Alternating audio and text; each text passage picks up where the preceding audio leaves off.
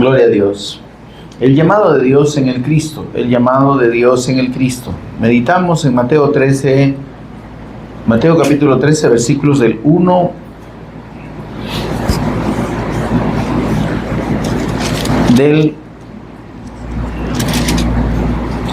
no es Mateo 13, es Mateo 14, hermanos.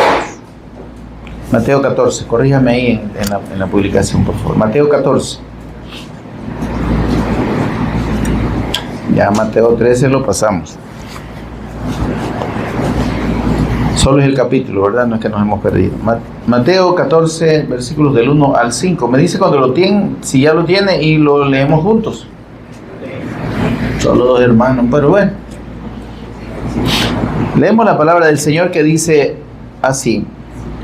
En aquel tiempo, Herodes, el tetrarca, oyó la fama de Jesús y dijo a sus criados: Este es Juan el Bautista, que ha resucitado de los muertos, y por eso actúan en él estos poderes. Porque Herodes había prendido a Juan y le había encadenado y metido en la cárcel por causa de Herodías, mujer de Felipe, su hermano. Porque Juan le decía: no te es lícito tenerla. Y Herodes quería matarle, pero temía al pueblo, porque tenían a Juan por profeta. Amén, amados. Oramos y pedimos la guía del Espíritu Santo en la meditación de esta tarde. Señor y Padre nuestro que estás en los cielos, te bendecimos, te adoramos, te exaltamos y damos toda honra y gloria a tu nombre, por Jesús el Cristo, nuestro Señor y Redentor. Bendito Señor, gracias. Gracias por revelar a tu Hijo a nosotros. Gracias, Señor, por salvarnos por medio de la fe en su precioso nombre. Gracias, Dios, por esa bendición única y preciosa, inmerecida por nosotros, Señor, pero que en tu infinita gracia e incomprensible misericordia tú quisiste, Señor, darnos. Bendito seas por siempre, Señor. Mientras meditamos en tu palabra, precioso Espíritu Santo, por favor, ministranos de principio a fin. Instrúyanos, enséñanos, por favor, abre nuestro entendimiento. Danos sabiduría y revelación en el conocimiento de nuestro Señor y Salvador Jesús el Cristo.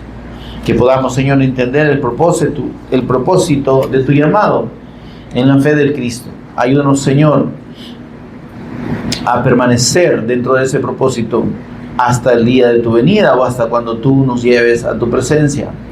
Por Jesús el Cristo, nuestro Señor y Redentor, lo pedimos. Amén y amén. Pueden permanecer en pie, mis amados. Ya se sentaron, qué barbaridad. Lo dije, pueden, y ya estaban sentados. Bien. Mis amados, tenemos aquí uno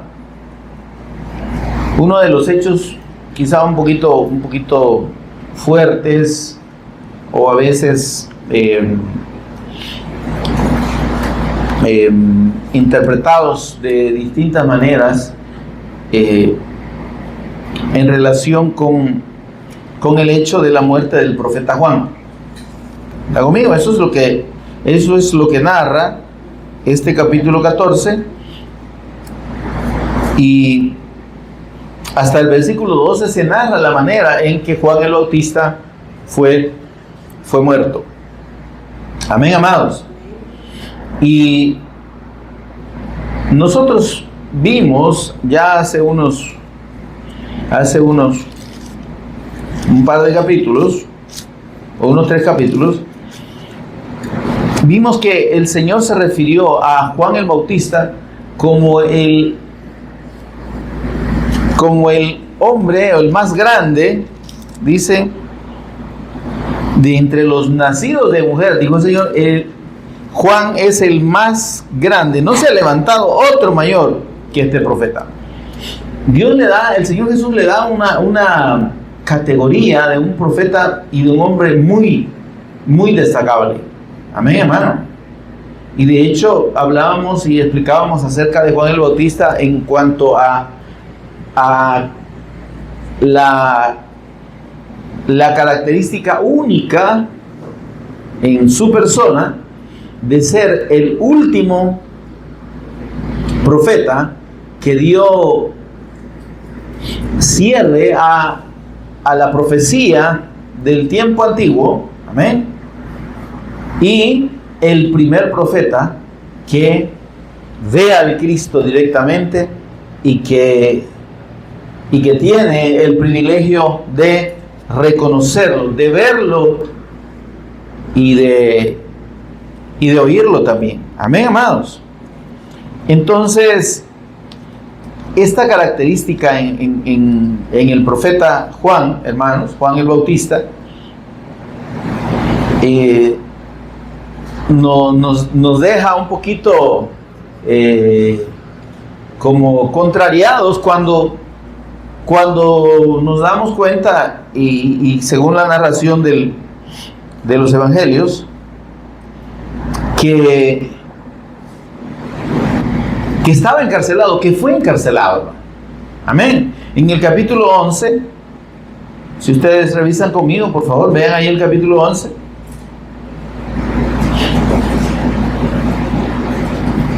Dice el versículo 2. ¿Lo tiene, van conmigo? Al oír Juan en la cárcel los hechos del Cristo, le envió 2 de sus discípulos para preguntarle: ¿eres tú aquel que había de venir o esperaremos a otro? Versículo 4. Respondiendo Jesús les dijo: id y haced saber a Juan las cosas que oís y veis. Los ciegos ven, los cojos andan, los leprosos son limpiados, los sordos oyen, los muertos son resucitados, y a los pobres es anunciado el Evangelio. Y bienaventurado es el que no haya tropiezo en mí. Amén. Entonces vemos, hermanos, una contradicción o aparente, o una duda en Juan, habiendo sido él el que bautizó al Señor, ¿verdad? Ve venir al Señor Jesús y lo reconoce y dice: he aquí el Cordero de Dios que quita el pecado del mundo. Óyeme, o sea, y hay una revelación, por así decirlo, de parte de Dios, del Espíritu Santo en Juan, tremenda. Y él reconoce a sí mismo y dice: es necesario, cuando el Señor Jesús empezó su ministerio, ¿verdad? Porque Juan lo bautizó, ¿verdad?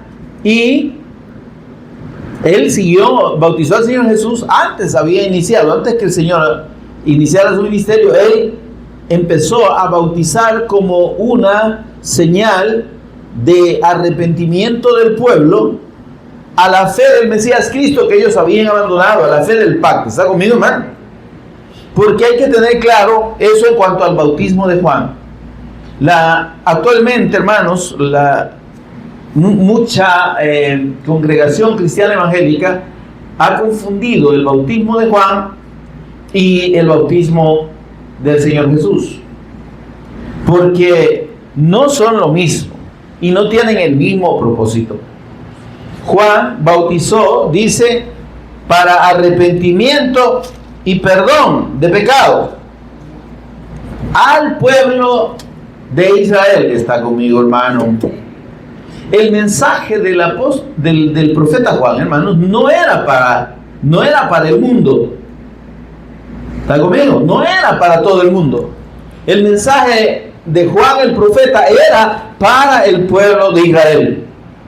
El Señor Jesús mismo dijo acerca de él. Este es el versículo 10. Estamos en el capítulo 11, ¿verdad? Por favor, ve el versículo 10. ¿Qué dijo el Señor Jesús acerca de Juan? Porque este es aquel de quien está escrito. Todavía lo identifica y dice: este es el profeta que Dios dijo que iba a mandar delante de sí mismo. Mire esto. Quisiera que revisáramos Malaquías capítulo 3, hermano, por favor.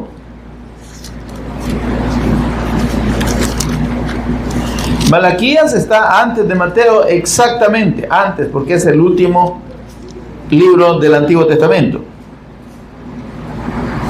Mire, yo quiero que ahí, por favor, pongamos cuidado a la letra y a lo que está escrito. ¿Cómo dice ahí Malaquías 3:1? He aquí, yo envío mi mensajero Pero oigan, no, por favor, el cual prepara, yo envío mi mensajero, dice Dios. Aquí está hablando el Señor, aquí está hablando el Padre, ¿verdad? Aquí dice, yo envío mi mensajero, el cual preparará el camino delante de mí. Dice el Señor, el Padre, he aquí yo envío mi mensajero, el cual preparará el camino delante de mí.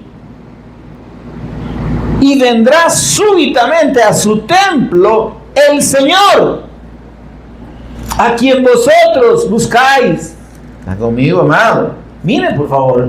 El ángel del pacto, a quien deseáis vosotros. He aquí viene, ha dicho Jehová de los ejércitos. Y mire, óigame, entre esta profecía de Malaquías y el nacimiento de Juan hay aproximadamente 450 años. Hola, hermano.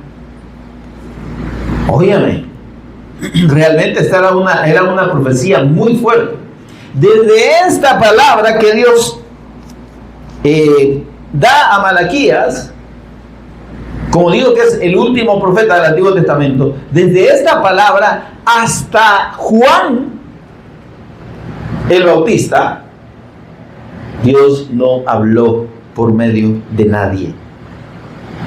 Esos 450 años aproximadamente se conocen como el silencio de Dios.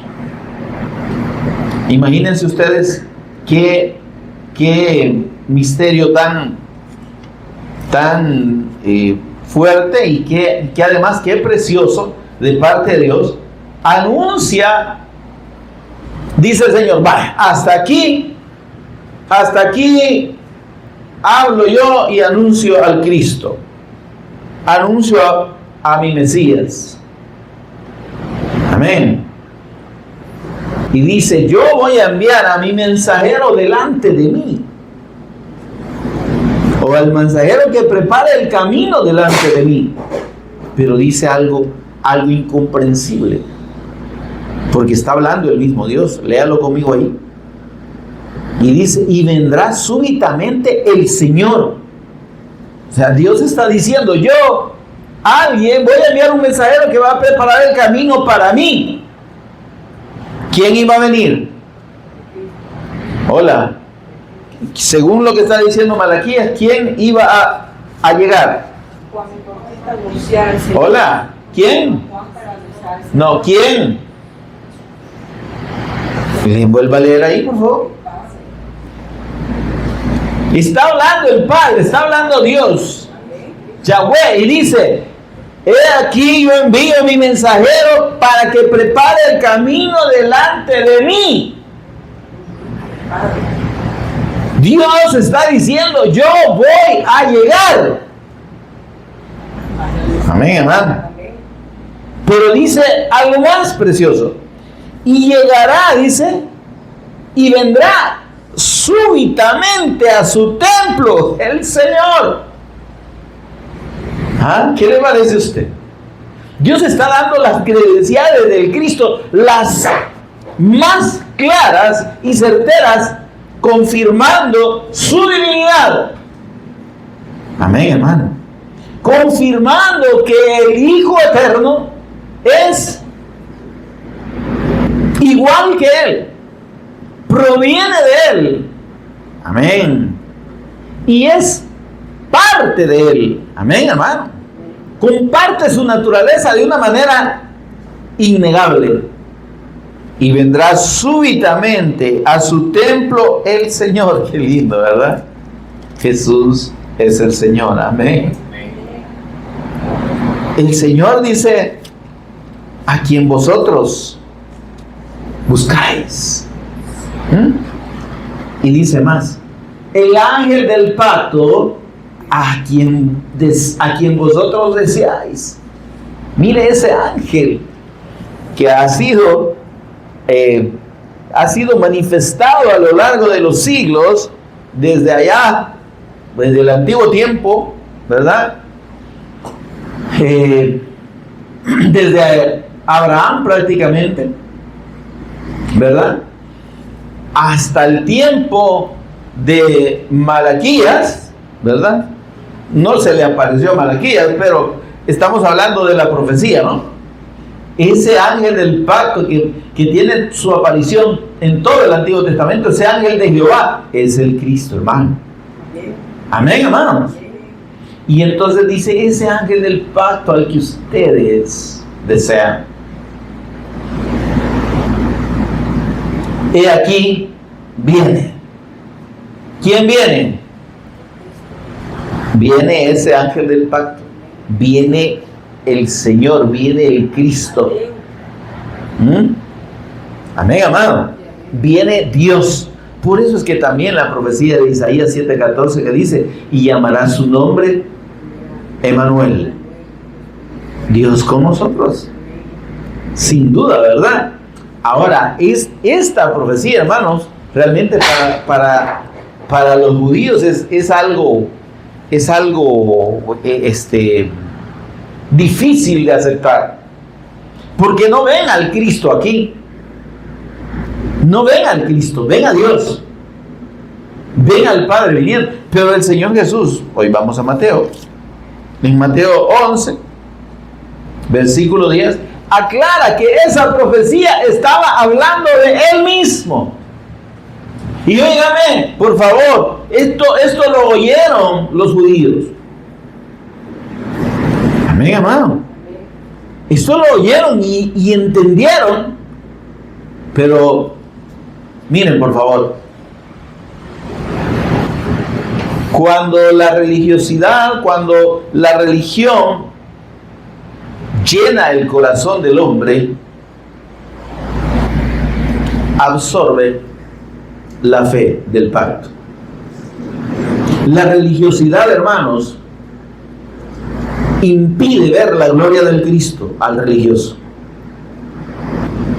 Tenemos millones de personas alrededor del mundo diciendo que creen en Jesús. Dicen, yo creo en Jesucristo. Hasta un hermano como Leodán lo canta, yo creo en Jesucristo. Y millones de personas manifiestan esa fe en Él. Amén. Millones de personas se identifican como cristianos, vamos a decirlo así entre comillas, ¿verdad? No, yo soy cristiano. ¿Sí? Y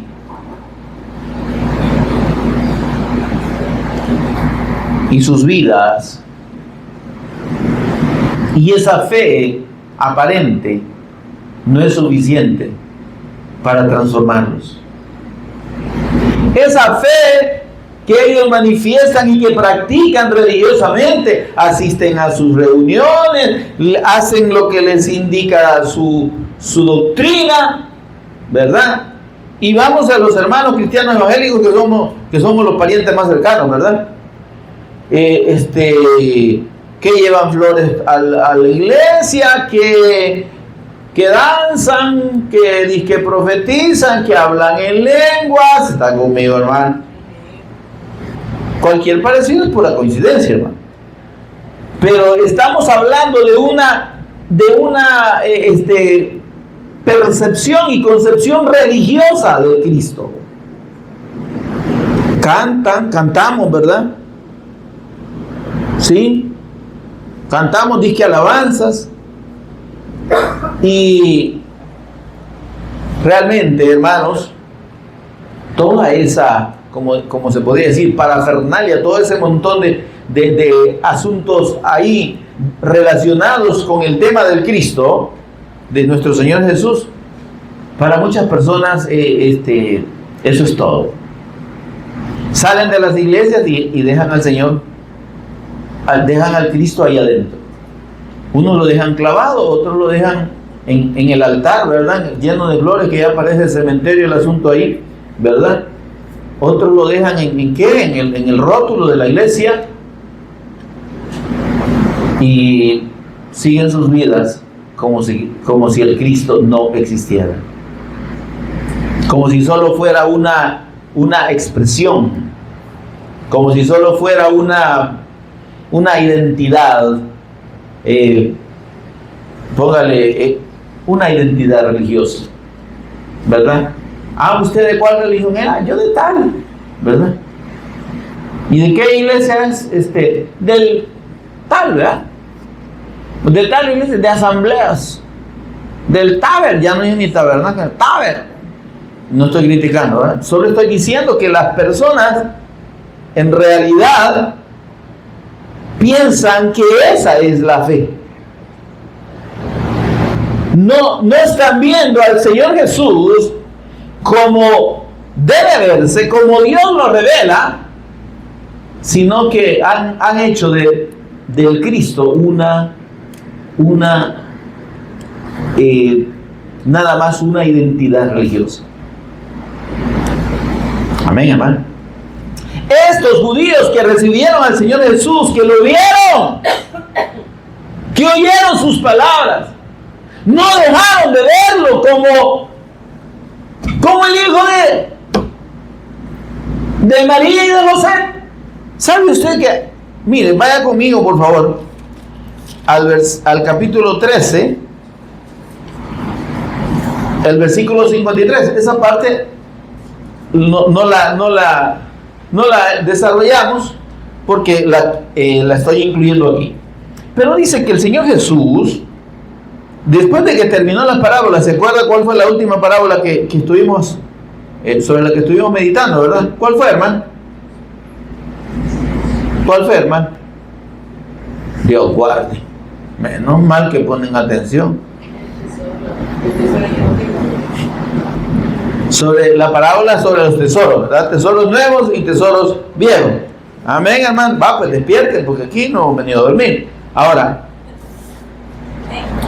y dice: aconteció que cuando terminó Jesús estas parábolas, mire, el Señor venía instruyendo a sus discípulos, viene enseñando y revelando quién es Él, y revelando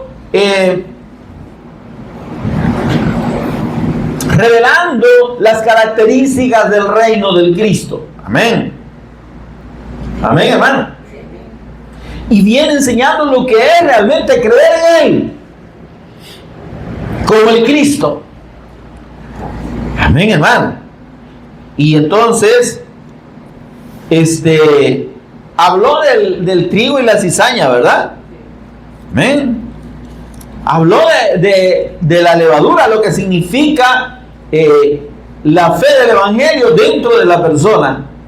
Esa fe que crece, amén. Esa fe que transforma una naturaleza muerta en una naturaleza viva, amén. Habló de la semilla de mostaza, ¿verdad? Y todo esto, hermano, todo esto ya hemos explicado que la gente, tanto quienes creían en Él, que eran sus discípulos, ¿verdad? Y algunas personas que le oían también creían, pero la mayoría no creían en Él, pero le oían. Amén, hermano. Y cuando llega a este punto dice: terminó el Señor de enseñar por medio de las parábolas, se fue de allí, dice, y venido a su tierra, Nazaret, ¿verdad? Les enseñaba, llegó a la sinagoga, digamos al templo, al templito donde se reunían, ¿verdad? Los judíos en Nazaret. Les enseñaba en la sinagoga de ellos, de tal manera, mire, esta expresión quiero que usted y yo la notemos bien y que la resaltemos. Y decían: ¿y de dónde tiene esta sabiduría y estos milagros? ¿De dónde sacó? ¿Y cómo es que óigame por favor, puede hablar así, con tal sabiduría, y puede hacer los milagros que hace? Amén, hermano. Y dice: ¿no es el hijo del carpintero? ¿No se llama su madre María y sus hermanos Jacobo, José, Simón y Judas? Y no está hablando de primos, hermano, ¿verdad? Le aclaro aquí para los que tienen dudas de si el Señor Jesús tuvo más hermanos, y si María tuvo más hijos, los tuvo, hermano, los tuvo. Totalmente y literalmente los tuvo. Porque la Escritura dice así, miren, que María tuvo a su hijo primogénito. ¿Qué significa primogénito? El primero de muchos o de varios. Amén. Entonces, si hubiese dicho unigénito, ahí sí, miren, ahí no hay espacio para más. Pero es que aquí el punto no está. La religión trata de encauzar el hecho de que María tiene que ser santa y tenía que ser sin pecado. Pero eso es, óigame, eso es engaño de error. Es una doctrina de error. A Satanás le interesa que las personas aparten su mirada del Cristo y la pongan en cualquier otra cosa. La pongan en los pastores, en los líderes, ¿verdad? Y hay gente que casi endiosa a los líderes religiosos, ¿verdad? Aquí tienen a ustedes en México un señor que se decía el apóstol de Jesucristo, Narizón, ¿cómo se llama? Joaquín Nazón Narizón, y oigan, y la gente, óiganme por favor, la gente le rendía tal pleitesía, entonces un montón de gente, de seguidores de él, no, y de esa secta, porque es una secta. Óigame, sí que por poco ya, y se le tiraban encima o se le arrodillaban. Y el semejante hijo del diablo, un gran lépero, ¿verdad? Un gran pedófilo, y allá está preso. Pero pregúntele a la gente usted si creen que ese señor es culpable. Ay, no, aquí la justicia, qué barbaridad, mire cómo tienen encerrado a un hombre tan inocente por esas falsas acusaciones. Va, imagínese usted. ¿Está conmigo, hermano? Entonces, el propósito de Satanás en contra del evangelio es que las personas crean en cualquier otra cosa y, óigame, fundamentalmente apartar o distorsionar la mirada de las personas en el Cristo. Esta gente decía, ¿y quién no es el hijo del carpintero? ¿Y que su mamá no es María? Pues aquí tenemos sus hermanos, mira, aprendámonos los nombres, ¿verdad? Jacobo, José, Simón y Judas. De estos hermanos, de estos 4 hermanos, Jacobo es Santiago. ¿Está conmigo, hermano? Jacobo es el apóstol Santiago, que se identifica como el hermano del Señor. Judas es el otro, ¿verdad? Que este es Judas Tadeo, ¿verdad? Que es también hermano del Señor. ¿Está conmigo, hermano? Era hermano de carne, pero que después creyeron, vieron a su hermano, no como su hermano, sino al Cristo resucitado y creyeron en él. La Escritura nos narra en una parte de los evangelios que dice, sus hermanos no creían en él. O sea que Santiago, que era Jacobo, y Judas, junto con José y Simón, no creían que Jesús era quien era, que era el Cristo, ni por cerca. Le dijeron, mira, si te has de dar a conocer al mundo, andar, pues, ¿verdad?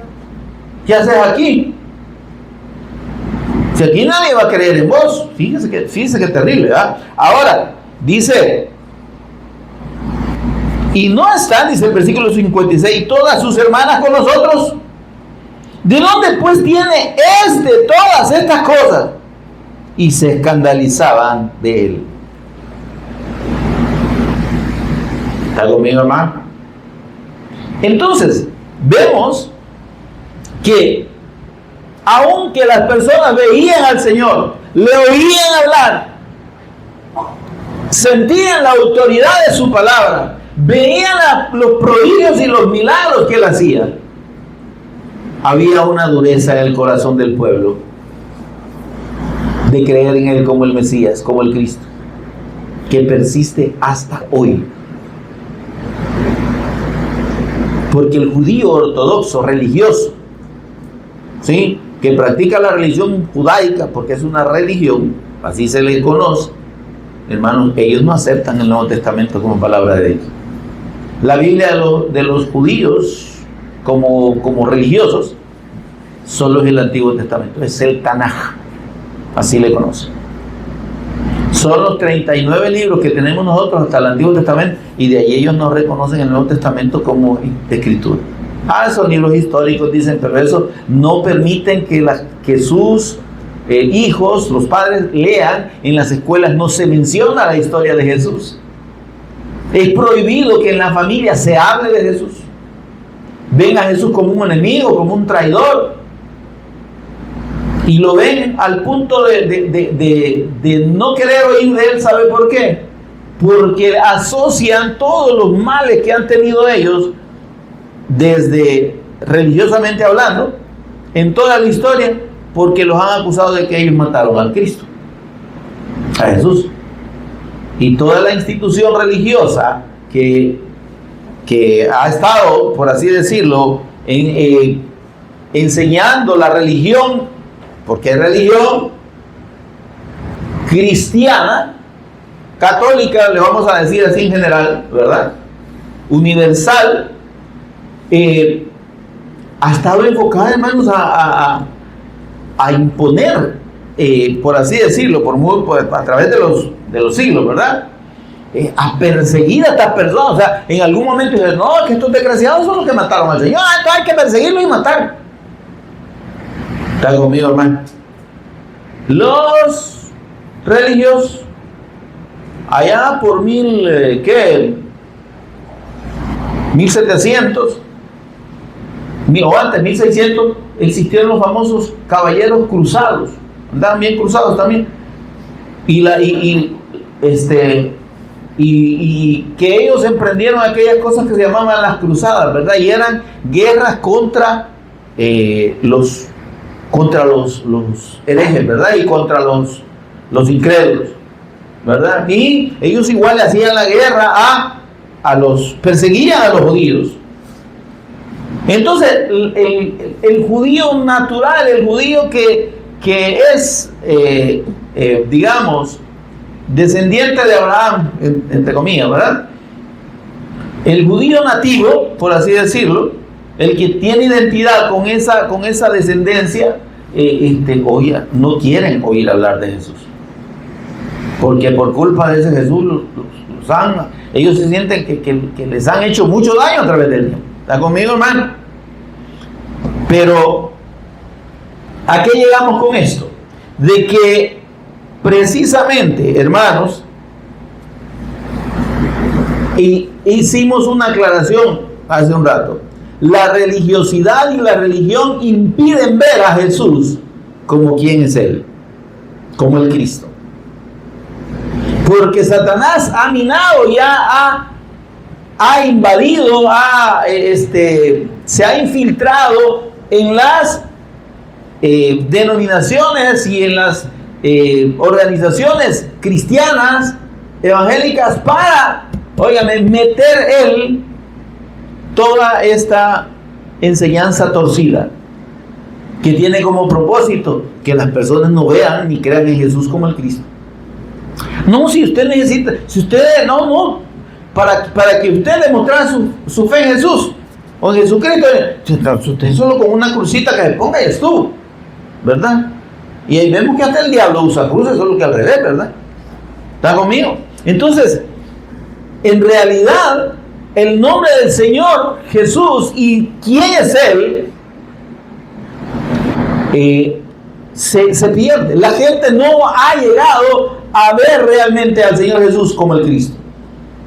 Los mismos cristianos evangélicos que nos jactamos o que se jactan de ser los abanderados del Evangelio, no saben ni qué es el Evangelio y no entienden quién es nuestro Señor Jesús y por qué es el Cristo. Dicen Jesucristo como si fuera el nombre, y Jesucristo no es el nombre. Jesucristo es una palabra que le han compuesto del nombre del Señor, que es Jesús, Yeshua, y Cristo, que significa ungido. Pero eso es casi como un apodo. Decir Jesucristo Es como decir, Juan Contador, ¿verdad? Juan Contador, pues sí, se llama Juan y su oficio es contador, pero no se llama Juan Contador. ¿Se entiende esto, hermano? Bueno, el zapatero ya de España no era zapatero, sino que era el apellido, ¿verdad? Pero estamos hablando, hermanos, de que aún en eso, la propia naturaleza de quién es el Cristo y por qué Jesús es el Cristo se ha escondido en la religiosidad. Y aquí vemos cómo la gente, a pesar de ver las maravillas, ver, oír sus palabras, sus enseñanzas, dijeron, no, dicen, no creemos que tú seas el Cristo. Bueno, ya le dije que esa incredulidad persiste hasta este tiempo. Ahora dice el versículo 58, y no hizo ahí muchos milagros a causa de la incredulidad de ellos. ¿Está conmigo? Ahora, pero vamos a Juan. Juan, que el Señor confirma y dice, mira, regresemos al capítulo 11, versículo 9. Y le dice el Señor, cuando ya los mensajeros de Juan, dice en los versículos 2 al 6, que Juan envió a dos de sus discípulos a preguntarle al Señor, ¿eres tú el que había de venir o esperaremos a otro? Mire, ¿y qué le pasó a Juan usted? Sino que Juan vio venir al Señor y dijo, este es el Cordero de Dios que quita el pecado del mundo. Si no es cuando él dijo, este es de quien yo decía, ¿verdad?, que había de venir, y yo no soy digno, dice, ni de quitarle o de amarrarle las sandalias a sus pies. Después digo, es necesario que yo mengue para que él crezca. Tenían clara la identidad del Cristo. ¿Sabe lo que no tenía claro? Era el tiempo de su manifestación gloriosa. Lo que no tenía claro Juan era que su reino no iba a ser establecido como él pensaba. Él, si revisamos sus predicaciones, él decía, que aquí ya el hacha está puesta a la raíz de todo árbol y el que no dé buen fruto lo van a volar y lo van a... Porque él estaba viendo al Señor Jesús, estaba esperando una revolución, estaba esperando una reacción de él, de establecer su reino en ese momento.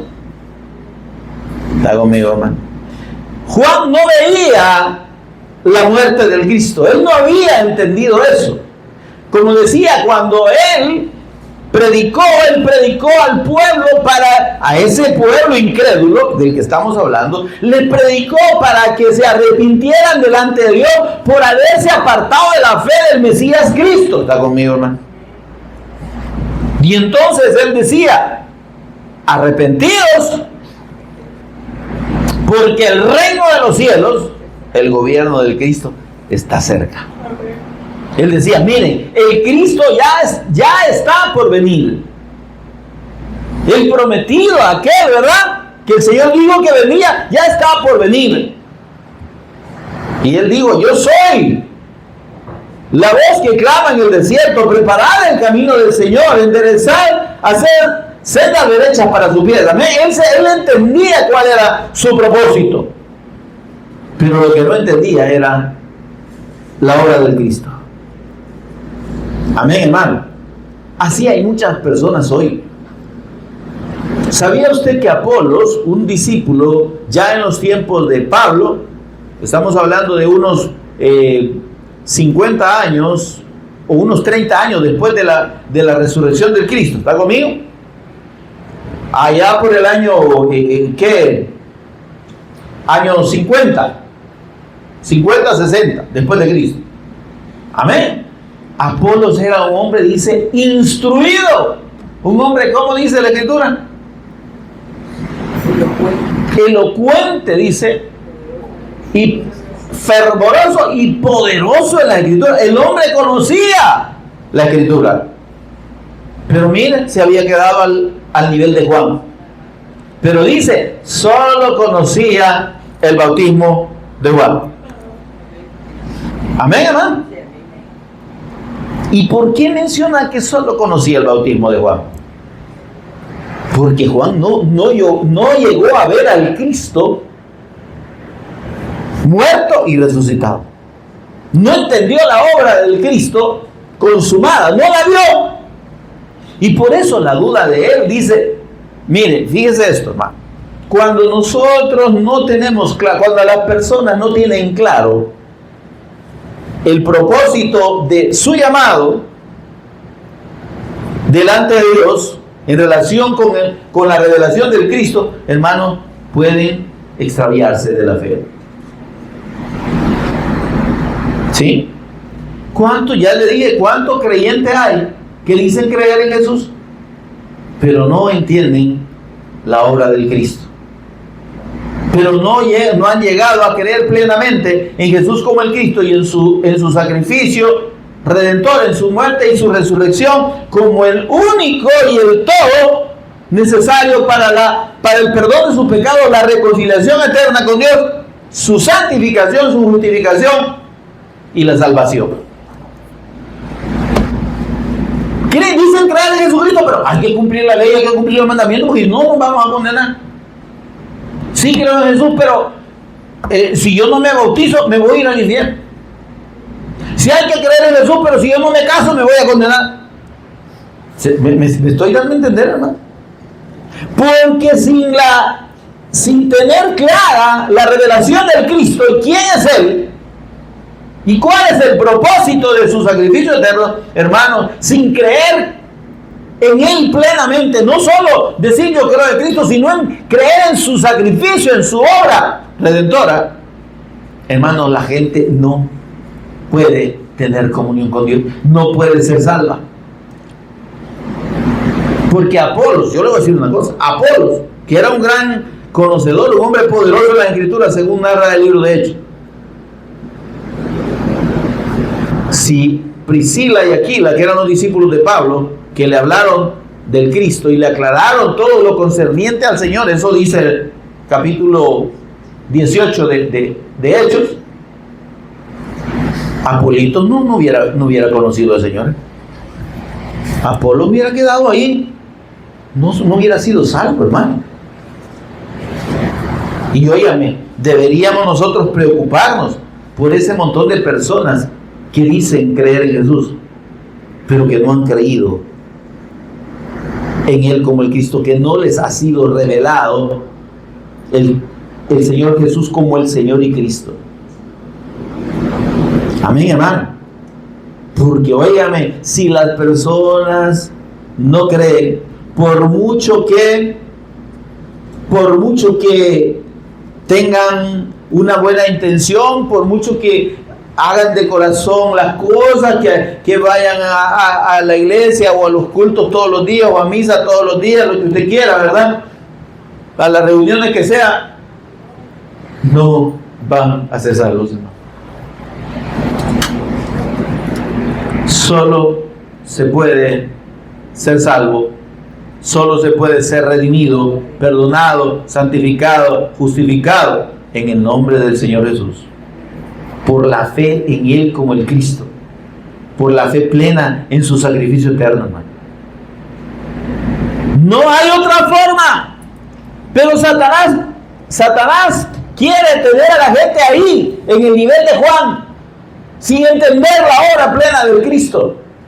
Pero el Señor, cuando les mandó, les dijo, versículo 4, vayan y díganle, háganle saber a Juan lo que oyen y ven.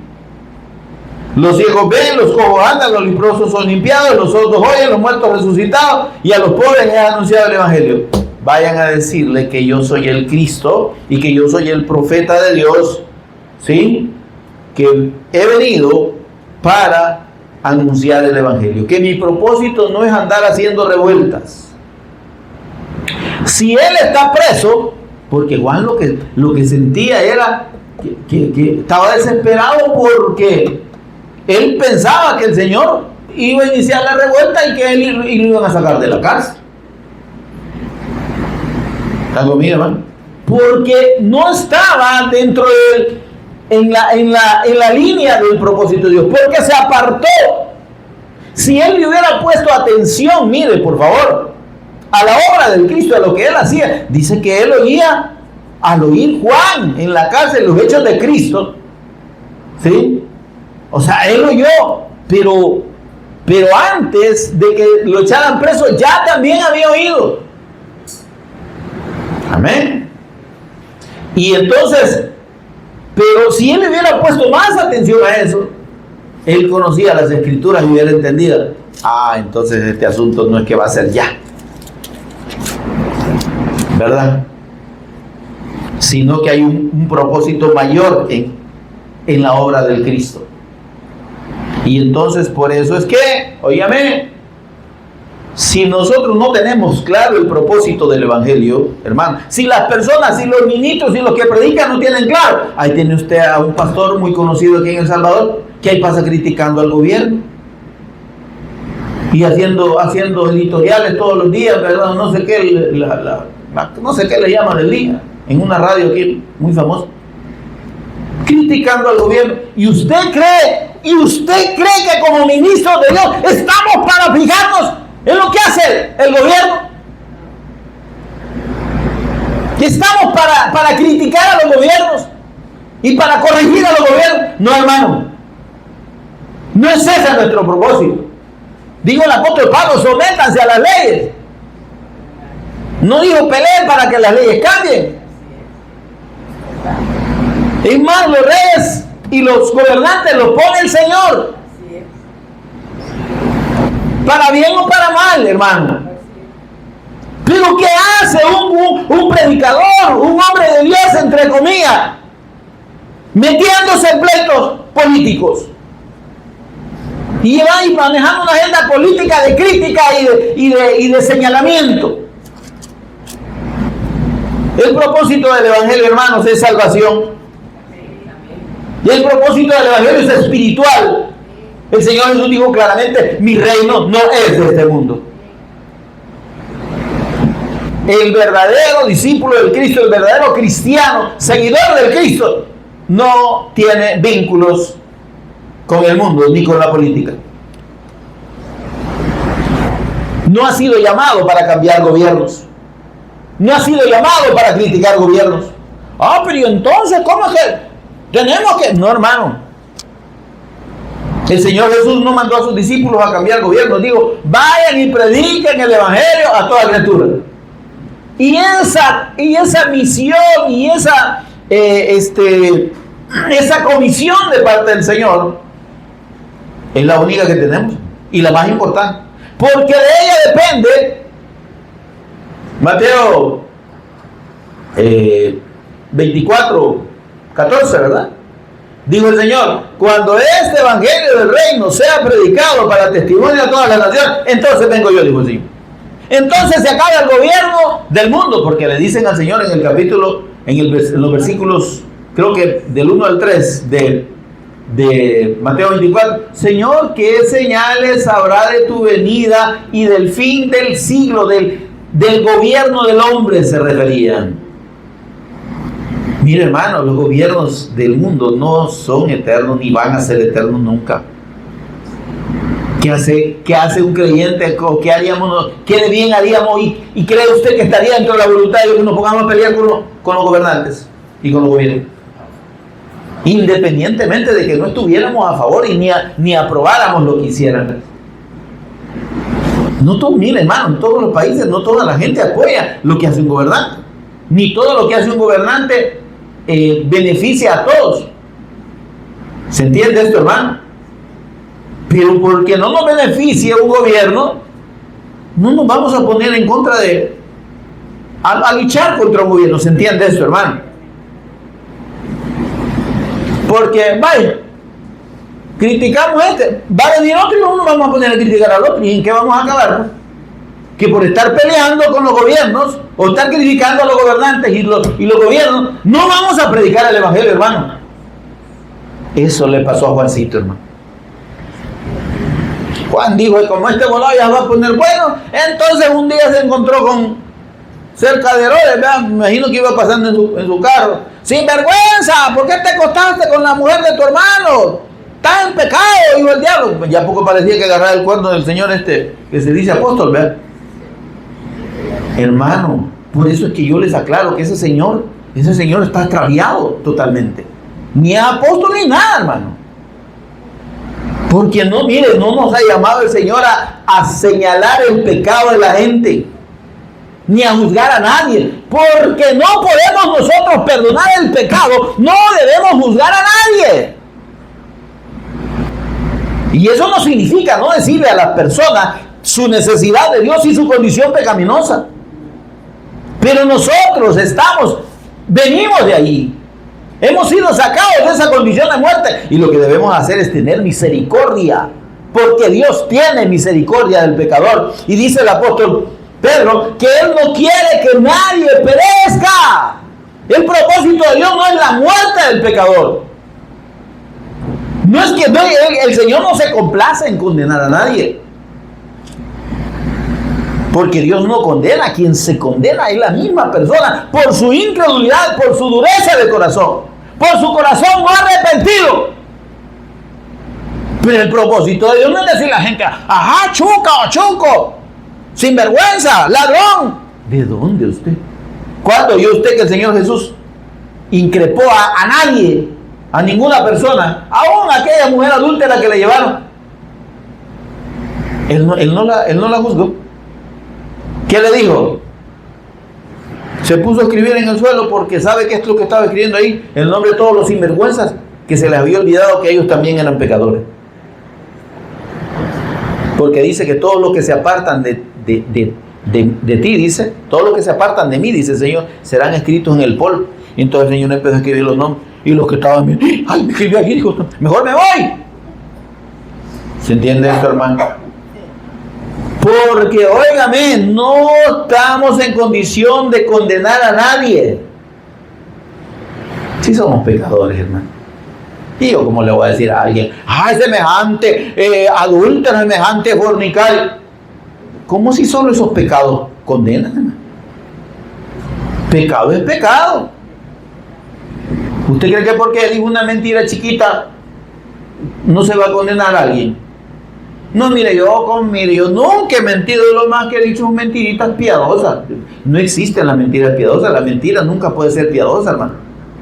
Ni hay mentiras blancas, ni mentiras negras, ni rojas, ni de otros colores. ¿Me explico?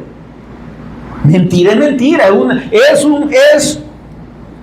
una falta a la ley de Dios. La calumnia, ¿verdad? La difamación contra el prójimo, la envidia, los celos. Amén, hermano. Ahora, revisémonos, hermano. ¿Será que ya no somos envidiosos nosotros? ¿Será que nos sentimos celos? Hasta cantamos: celos de tu cuando miras a otro. ¿Verdad? Hasta cantado la gente. Oiga, mi hermano.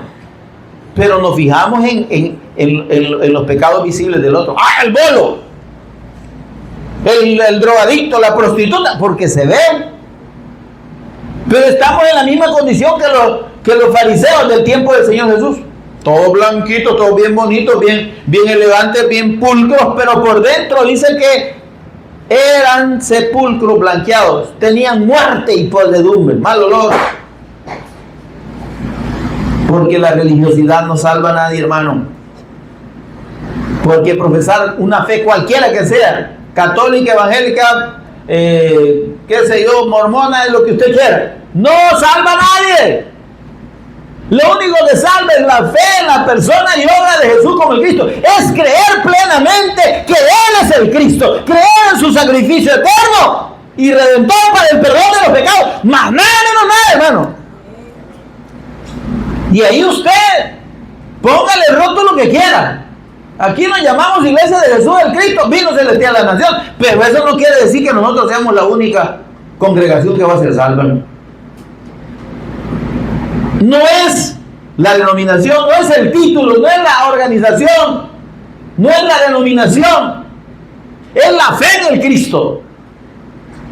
Lo que condena al hombre es su incredulidad en la persona del Señor Jesús como el Cristo. Juan 3:18, el que en Él cree no es condenado, pero el que no cree ya ha sido condenado. ¿Por qué? Por incrédulo en el nombre del unigénito Hijo de Dios. ¿Cuál es el nombre del Cristo? Él es Señor y Cristo. Amén, hermano. Entonces miren, Juancito se perdió. Juan el profeta, ¿verdad? Pensando que el Señor iba a armar revolución, dijo, me vale, voy a decir sus 3 cosas bien puestas a este Herodes. Y usted se va a poner a pelear con el presidente o con el rey, lo van a echar preso, hombre. Si ya me hace que al rato echan al pastor preso por bayunco. Porque va a caer en una ilegalidad, hermano. Y no estoy diciendo que lo echen preso. Pero es que apartarnos del propósito de Dios nos pierde del evangelio, hermano. Nos extravía y estamos creyendo otras cosas que no son. Y entonces Juan allá dijo, vayan y pregúntenle qué onda, va, como decimos nosotros. ¿Y qué pasó, pues? ¿Es él el Cristo? ¿Va a armar aquí relajo o no? ¿Me va a liberar o no? Y les digo, vayan a decirle que ahí se va a morir por bayunco. Que yo no lo voy a sacar de ahí. Si está metido y está preso es por bocón y por haberse apartado del propósito de Dios. El propósito de Dios en el Cristo, hermanos, es que nosotros demos testimonio de la fe de Él, que prediquemos el evangelio, ¿sí? Y que creamos plenamente en su sacrificio redentor para salvación y perdón de pecados, hermano. Y que no nos andemos creyendo la mamá de Tarzán, ni más santos que ninguno, ni criticando a otros, porque no nos ha mandado el Señor a juzgar, nos ha mandado a predicar, porque el que restaura, el que perdona, el que transforma, el que saca de la condición de muerte y de pecado a las personas es Él, no nosotros. Si Él nos sacó a nosotros, bendito sea. Y si nos ha salvado, dice el apóstol Pablo en Tito 3, 4, 5 y 6, nos salvó no por obras de justicia que nosotros hubiéramos hecho. No hay nada de obras merecedoras de salvación en nosotros, en ninguno de nosotros. Si no, dice, por su misericordia, por el lavamiento de la regeneración, Él nos ha regenerado, hecho nueva criatura. Y por las renovaciones del Espíritu Santo, Él ha puesto su Espíritu Santo en nosotros para hacernos nuevas criaturas, el cual derramó abundantemente sobre nosotros por Jesús el Cristo, Señor nuestro. ¿Se da cuenta? Debemos tener cuidado, hermanos, porque Juancito, Juan el profeta, le digo Juancito de cariño, no porque lo considere pequeño, y mire lo que dijo el Señor Jesús, confirmando aquella profecía que hablaba de que el Señor iba a venir. Mire qué lindo, 11:10 de Juan, de Mateo, perdón, Mateo 11:10, ¿qué dice? Mire cómo cita la profecía el Señor Jesús, y lo hace con toda la intención de revelarse como el Cristo. Dice, he aquí yo envío mi mensajero delante de tu faz. ¿Ya se da cuenta? El Padre toma esa palabra del Padre y la aplica para sí mismo. El cual preparará tu camino delante de ti. ¿Ah? Entonces, hermano, nosotros en la fe del Evangelio, hermanos, debemos tener claridad de la obra del Cristo y de la persona del Cristo. Amén. Vendrá a su templo súbitamente el Señor, el ángel del pacto a quien vosotros buscáis, a quien deseáis. El Cristo ya vino, hermano. Los israelitas no se dieron cuenta. Ellos siguen sin creer que Jesús es el Cristo. Pero todo aquel, dice, que le recibe como el Cristo, que cree en su nombre, Dios le da la potestad de ser hecho hijo de Dios, como usted y como yo en esta tarde, mis amados, que por su misericordia hemos sido hechos hijos de Dios. Amén. Démosle un aplauso al Señor. Gloria a Dios. Pónganse en pie conmigo y tengamos un momento de oración y de reflexión. Señor y Padre que estás en los cielos, bendito seas. Precioso Señor, gracias por abrir nuestros ojos y revelarnos a Jesús como el Cristo. por hacernos entender mediante tu palabra, por tu Espíritu Santo, que la obra de Jesús como el Cristo en la cruz y mediante la resurrección es lo único que nos salva. Que el propósito tuyo, Señor, en nuestro llamado es que demos testimonio de Jesús como el Cristo. Os he puesto para que vayáis y llevéis fruto, dijiste tu Señor, y vuestro fruto permanezca. El que oye mi palabra y crea al que me envió, tiene vida eterna y no vendrá a condenación, mas ha pasado de muerte a vida. Juan 5:24. Señor, gracias por hacernos entender ese propósito, pero te pedimos que nos ayudes, precioso Espíritu Santo, a no apartarnos de ese propósito, a no dejar de ver a Jesús como el Cristo, ni de creer en Jesús como el Cristo, ni de confiar plenamente en su sacrificio redentor como el único medio de nuestra salvación, redención y comunión contigo, Señor. Que podamos vivir esta fe, que podamos dar testimonio de ella, que no nos avergoncemos, pero que no perdamos el propósito, Señor. Que no nos apartemos como el mundo religioso que se ha apartado y ha dejado de ver a Jesús como el Cristo. Y han llegado a verlo como milagrero, como socorrista. Lo ven nada más como un profeta, como un hombre bueno, pero no lo ven como el Cristo. No lo ven como el Señor. Ese Señor que ya vino a su templo. Ese ángel del pacto prometido, Señor, que ya vino y consumó nuestra redención. Y ahora nosotros nos gozamos en la fe de su nombre, nos gozamos en su revelación, pero debemos, Señor, cumplir el propósito tuyo en esta revelación. Y es dar testimonio como tú nos mandaste a hacer. Vayan y prediquen este evangelio, vayan y hagan discípulos a todas las naciones, vayan, dijiste, Señor. Por favor, que podamos atender a ese llamado, Señor, y no desviarnos de ese propósito. Tenemos el ejemplo, Señor, de los apóstoles tuyos, de los hombres de Dios que inspiraste, Espíritu Santo, para escribir las Escrituras. El apóstol Pablo, que inició predicando y testificando que Jesús es el Cristo, y murió testificando que Jesús es el Cristo.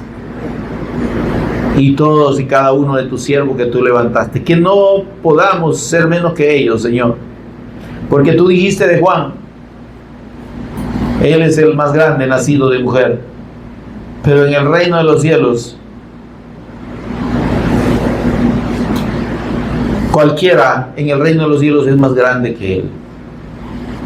Porque en la revelación del Cristo, Señor, y de esta fe redentora preciosa, nosotros tenemos un privilegio mayor que el de Juan, a pesar de que fue un profeta grande.